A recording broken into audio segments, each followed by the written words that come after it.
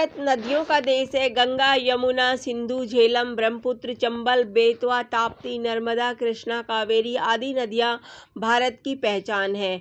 गौरतलब है कि नदियां अपने अपवाह क्षेत्र के अनुरूप कई प्रकार की होती है। कुछ नदियां ऐसी होती हैं जो उसी राज्य से निकलकर उसी में समाप्त हो जाती हैं, तो कुछ अंतर्राज्यीय एवं कई बार तो अंतर्राष्ट्रीय प्रकृति की होती हैं। भारत की जलवायु मानसूनी होने के कारण यहाँ 4 महीने की बारिश होती है। ऐसे राष्ट्र में जहाँ लगभग 8 माह बारिश न होती हो, उस राष्ट्र के राज्यों के बीच अंतर्राज्यीय जल विवाद कोई आश्चर्यजनक मसला नहीं है। जल विवादों की प्रकृति कई बार अंतर्राज्यीय तो कई बार अंतर्राष्ट्रीय भी हो जाती है। तो आइए देखते हैं भारत के प्रमुख अंतर्राज्यीय जल विवाद। कावेरी नदी जल विवाद। कावेरी नदी दक्षिण भारत की गंगा कही जाती है तथा इसका उद्गम स्थल कर्नाटक की सह्याद्री पर्वत का दक्षिणी छोर है। यह नदी कर्नाटक से होते हुए तमिलनाडु, केरल तथा पुदुचेरी होते हुए बंगाल की खाड़ी में गिरती है। उल्लेखनीय है कि 87,900 वर्ग किलोमीटर का कावेरी बेसिन भारतीय अपवाह क्षेत्र का 2.7% है। कावेरी जल विवाद आज़ादी के पूर्व से चला आ रहा है। वर्ष 1892 में पहली बार मैसूर राज्य मद्रास प्रेसिडेंसी के बीच जल बंटवारे को लेकर समझौता संपन्न हुआ था। इसके पश्चात 1892 तथा 1924 में भी समझौते हुए, परंतु कर्नाटक इससे सहमत नहीं था।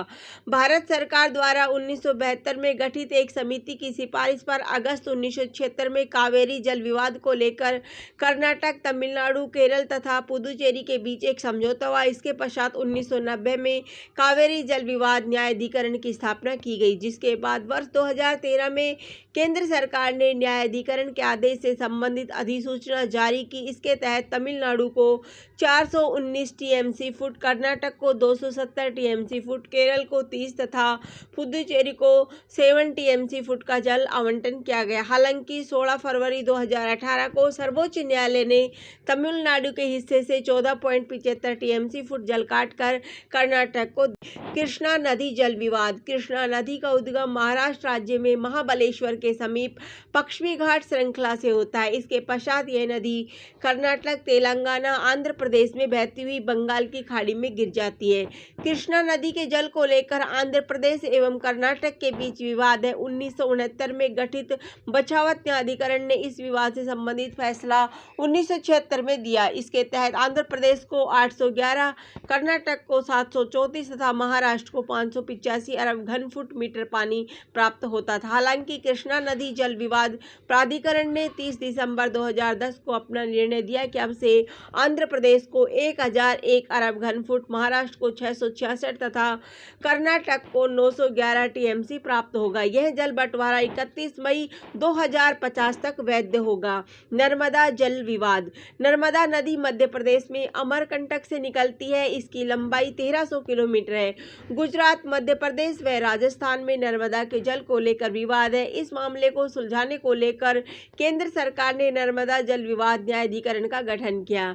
न्यायाधिकरण ने 7 दिसंबर 1979 को अपना निर्णय दिया। इस निर्णय में नर्मदा जल विवाद से जुड़े राज्य गुजरात को 90 लाख एकड़ फीट, मध्य प्रदेश को 182.5 लाख एकड़ फीट, महाराष्ट्र को 2.5 लाख एकड़ फीट जल उपलब्ध कराने का प्रावधान किया गया। यमुना जल विवाद। यमुना जल विवाद भी काफी पुराना है। 5 राज्य हरियाणा, उत्तर प्रदेश, राजस्थान, दिल्ली और हिमाचल प्रदेश जुड़े हुए हैं। सबसे पहले यमुना जल समझौता 1954 में मात्र 2 राज्यों हरियाणा और उत्तर प्रदेश के मध्य हुआ था, जिसके अंतर्गत यमुना जल में हरियाणा का हिस्सा 77% और उत्तर प्रदेश का हिस्सा 23% निर्धारित किया गया था और राजस्थान, दिल्ली और हिमाचल प्रदेश के हिस्से का जिक्र तक नहीं आया था। इन राज्यों द्वारा भी अपने हिस्से की मांग के साथ विवाद गरमाने लगा। इन विवादों के अतिरिक्त गोदावरी नदी को लेकर महाराष्ट्र, आंध्र प्रदेश, कर्नाटक, मध्य प्रदेश तथा ओडिशा के बीच विवाद, महादाई नदी को लेकर भी गोवा, कर्नाटक तथा महाराष्ट्र के बीच विवाद आदि प्रमुख है। संविधान सभा के सदस्य अंतर्राज्यीय जल विवादों के संदर्भ में वाकिफ थे, इसीलिए उन्होंने संविधान में इस बात का उल्लेख किया। भारतीय संविधान का अनुच्छेद 262 कहता है कि संसद विधि द्वारा किसी अंतर्राज्यीय नदी या नदी दून या उसमें जल के प्रयोग, वितरण या नियंत्रण के संबंध में किसी विवाद या परिवाद के न्याय निर्णय हेतु उपबंध कर सकेगी। दातव्य है कि संविधान में किसी बात के होते हुए भी संसद विधि द्वारा उपबंध कर सकेगी कि उच्चतम न्यायालय या कोई अन्य न्यायालय इस तरह के विवादों के संदर्भ में किसी आधिकारिकता का इस्तेमाल नहीं करेगा। भारत में नदी जल विवाद बहुत पुराने हैं, कुछ तो ब्रिटिश काल से ही अस्तित्व में है। दातव्य है कि केंद्र सरकार समय समय पर विभिन्न प्रयासों द्वारा नदी जल विवादों का प्रयास करती रही है। 1956 में जल विवाद अधिनियम लाया गया, जिसके माध्यम से विवादों के लिए न्यायाधिकरण की बात की गई। इसके पश्चात वर्ष 2002 में इस अधिनियम में संशोधन किया गया एवं अंततः 2019 में फिर से इस अधिनियम में संशोधन हेतु 2019 में विधेयक प्रस्तुत किया गया। अंतर्राज्यीय नदी जल विवाद संशोधन बिल जुलाई 2019 में लोकसभा में अंतर्राज्यीय नदी जल विवाद संशोधन विधेयक 2019 पारित हो गया। विधेयक अंतर्राज्यीय नदी जल विवाद एक्ट 1956 में संशोधन करता है।